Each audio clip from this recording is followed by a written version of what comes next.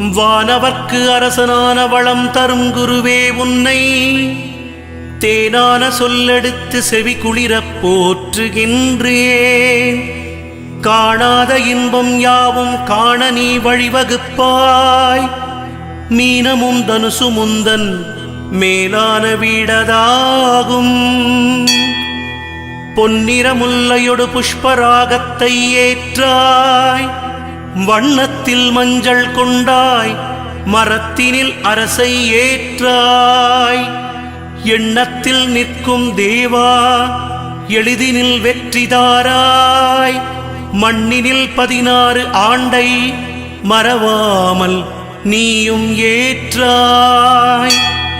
சுண்டல் நைவேத்தியத்தால் தொல்லைகள் தீர்ப்பவன் நீ. கொண்டதோர் யானை உந்தன் கொண்டாடும் வாகனம்தான்.